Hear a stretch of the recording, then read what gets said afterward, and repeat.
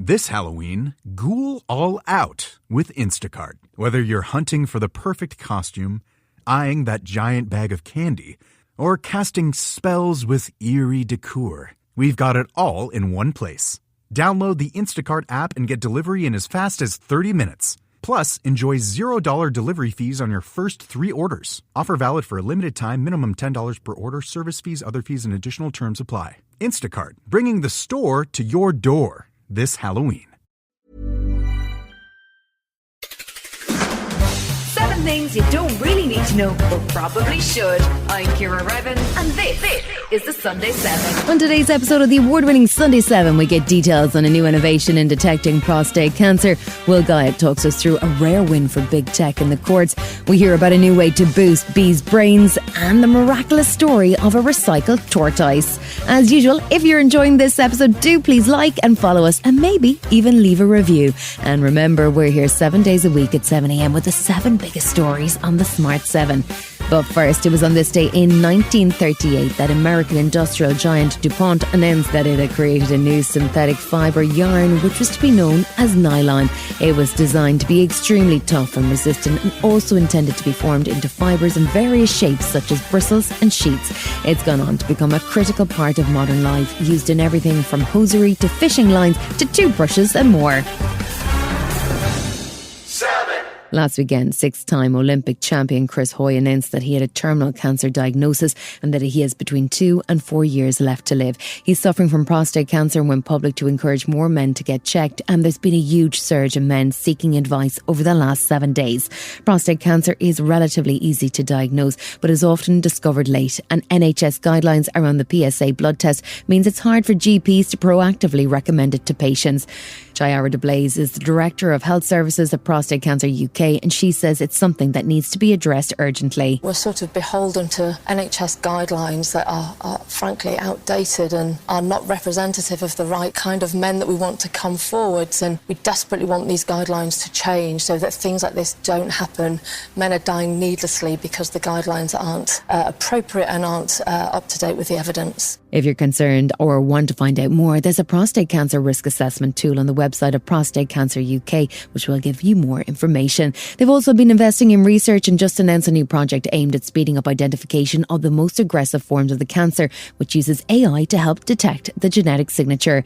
Amy Rylance is the Assistant Director of Health Improvement at Prostate Cancer UK, and she's on the line. Amy, can you tell us a bit more about this project? So this is some really exciting research because at the moment, when we treat men for prostate cancer, we know that there will be some men whose cancer comes back. But at the moment, we don't know how to identify those men. And so this research is about finding the genetic signature of those killer cancers so that we can do a really simple blood test on diagnosis. And that will mean that we can individualize treatments for those men who have more aggressive cancers so that we can make sure that we are suitably, aggressively treating that cancer and stopping it from being a killer. One man dies every 45 minutes from prostate cancer.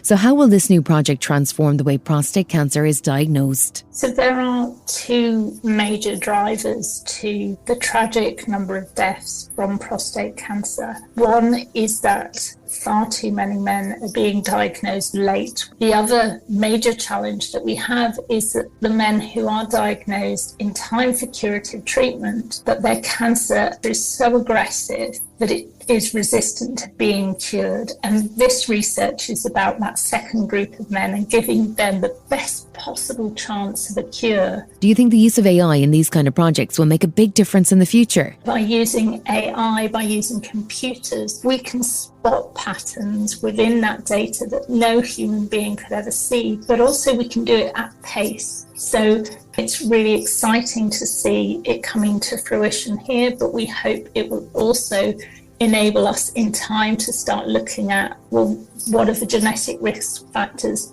for getting prostate cancer so that we can use that to design better screening programs so that we can be more confident of diagnosing cancer early every single time.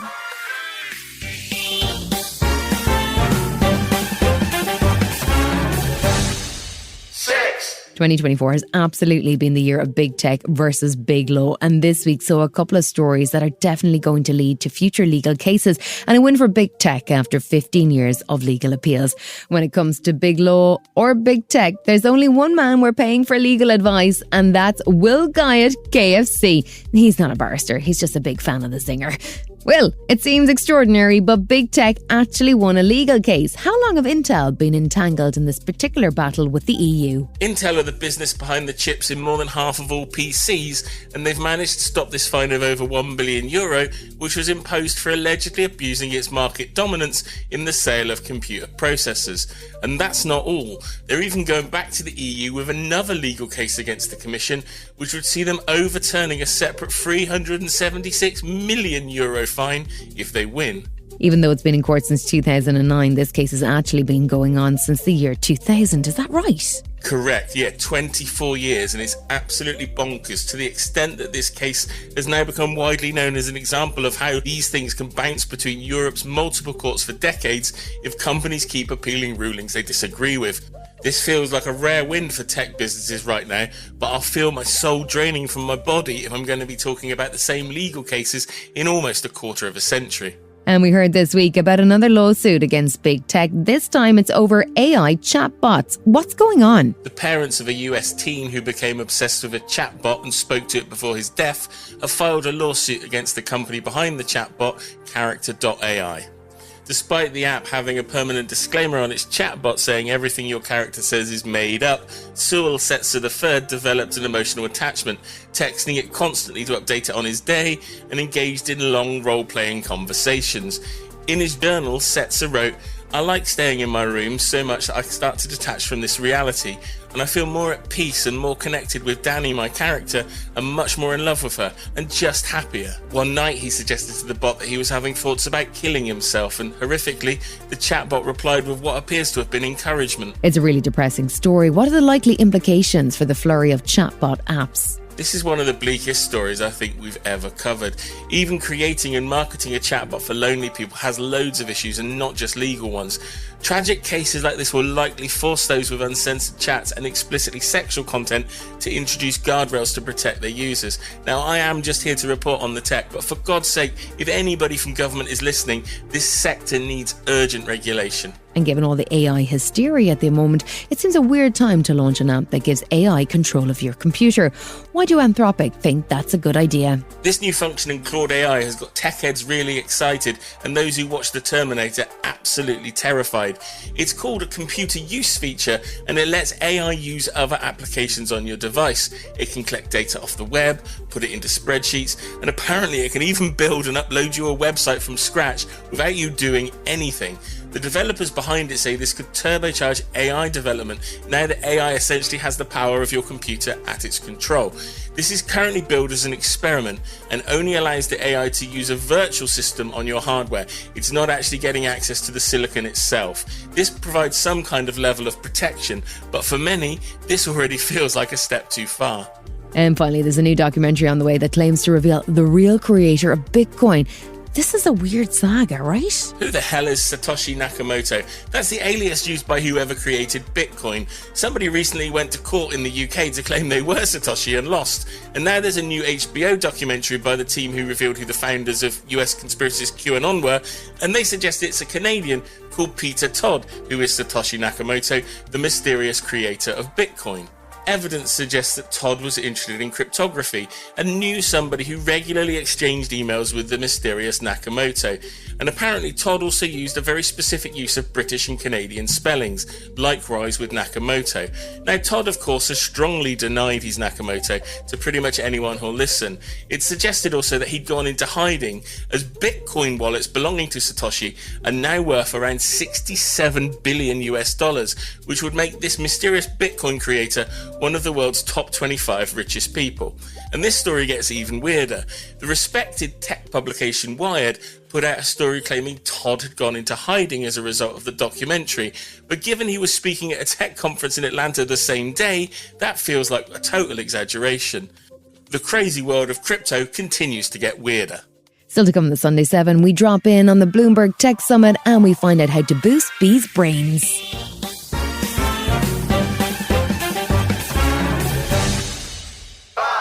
This week saw business news site Bloomberg hosting its London Tech Summit. On the agenda were topics including the future of tech, cybercrime and child safety, the latest developments in health technology and, of course, artificial intelligence. When it comes to increasingly sophisticated cyber criminals who are using AI to generate convincing attacks on end users, the humble browser can often be the first line of defence. Oliver Madden is an enterprise browser specialist at Google's Chrome, and he explained how when it comes to end user security, they start with the worst case scenario, or what he calls a zero trust approach. We don't trust the user, we don't trust the network, and we don't trust the device. If we fast forward that along, what we've done with the browser is seen as though it's normally the single most used application on everyone's devices, moving away from worrying about the device, worrying about the user and worrying about the network, we can actually embed all of those security features directly into the browser, combining that with our zero trust solution, which is now Chrome Enterprise Premium. And now you have a single point to audit, a single point to manage,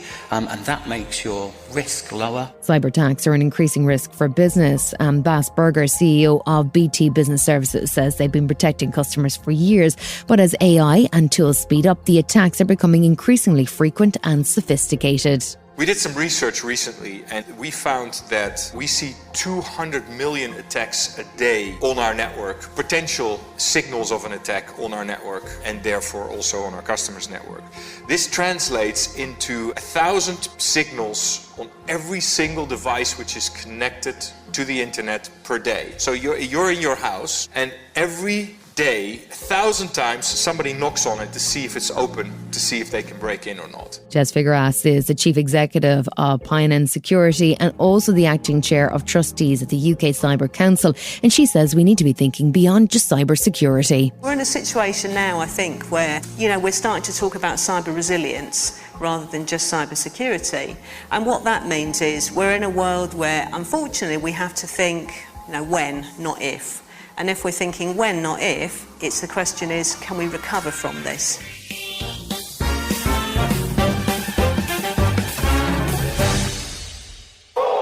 A European study last year found that despite tighter regulation on pesticides, they continue to do serious damage to insect population, particularly key pollinators such as bees. The study showed that bumblebees in particular were impacted by pesticide use and served as a reminder that bees play a crucial role in the ecosystem. Now a team of researchers in Colombia have come up with a unique solution, a food supplement for bees that will help to protect their brains from harmful pesticides. Andrea Riveros is an associate professor at Rosario University, Colombia, and he explains how the supplement counteracts the neurotoxins. What we are doing is a nutritional solution to the problem bees face when exposed to pesticides. We have studied the concentrations, the doses in particular, the times of dosage, of delivery, to arrive at precise compositions. The results show bees still learn, bees still move well. Bees make good decisions. To carry out the research, they had to sedate individual bees, then place them in test tubes and feed them the supplement directly. The next phase of the project will see the supplement provide to the colonies of bees in the university's apiary. Juan Uvalle is a natural science student at the university and has been involved in phase 2 of the project. We are putting them to the test to see how they respond in a real-world scenario, and I think that's the most exciting and important thing.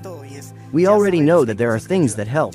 We already know that there are molecules that improve the bee's health. We already know that there are molecules that prevent neuronal damage caused by pesticides and another bunch of effects that are yet to be studied. We have the option to keep digging into these methods that are already working, so we can optimize them and start to see an improvement. Still to come on the Sunday 7, we ask if AI could replace X-rays and catch up on a particularly resilient tortoise. Right after this. This Halloween, ghoul all out with Instacart. Whether you're hunting for the perfect costume, eyeing that giant bag of candy, or casting spells with eerie decor, we've got it all in one place. Download the Instacart app and get delivery in as fast as 30 minutes. Plus, enjoy $0 delivery fees on your first 3 orders. Offer valid for a limited time, minimum $10 per order, service fees, other fees, and additional terms apply. Instacart, bringing the store to your door this Halloween. Welcome back.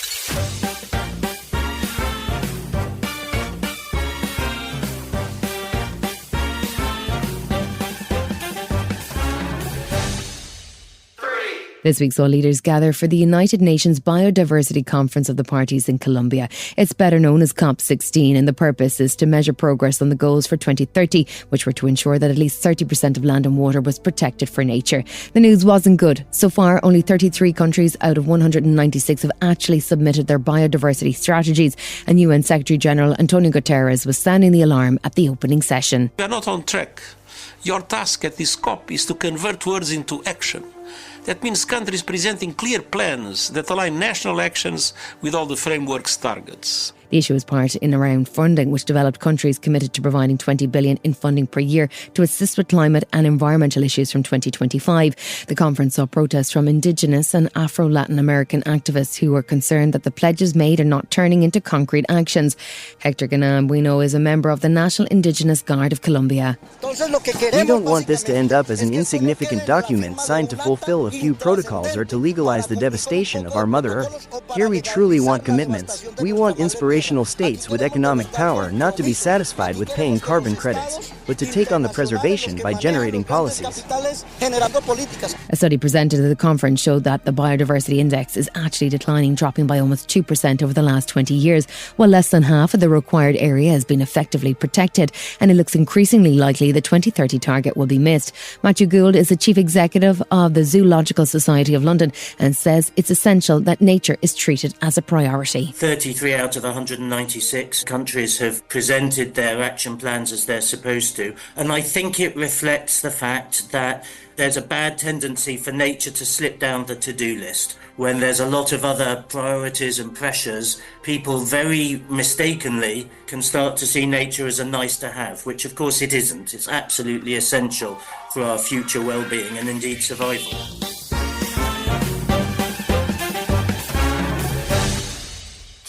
This week saw a major step forward for the use of AI within the NHS as the National Institute for Healthcare Excellence, or NICE, recommended for AI tools as safe for use in urgent care in the UK. The technology will be used to access X-rays for broken bones, which can be missed in 3 of 10% of cases.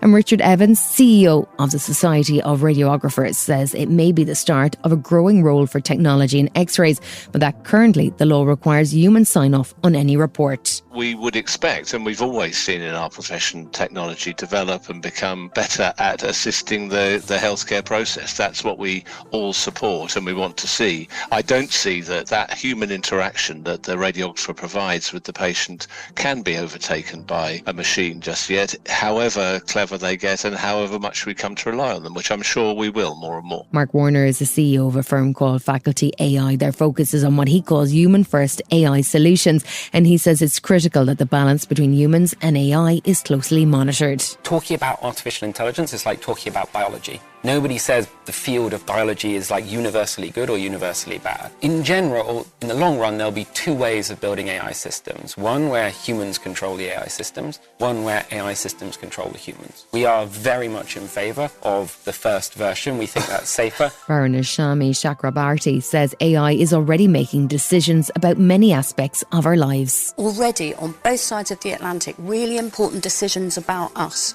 Whether we get insurance, whether we get a job, whether we get stopped and searched by the police are being made in these black boxes based on data that has been shared by public authorities and private actors, and there isn't sufficient legislation, public debate, let alone parliamentary control, and that has got to happen. That's got to come from the new government.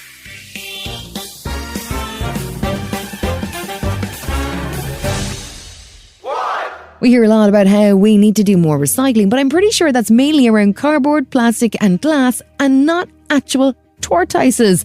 This week, a tortoise called Pee-wee had a miraculous escape after he was rescued from a glass recycling centre after he'd been put through the machinery. He appears unharmed, and Sara Marchant, the vet's practice manager at Kirk's Vets in South Lincolnshire, explained what happened. From what I understand, he would have been brought in a 22-tonne load of waste, which would have then been ejected onto the floor, scooped up by a digger, put through a hopper, through a glass crusher, sorter and a glass sorter, and then he ended up on a hand sorting line, which is where he was found. He does have a microchip, but the microchip details aren't registered. Now, if the microchip was registered, we would have been able to reunite him with his owner within a matter of minutes.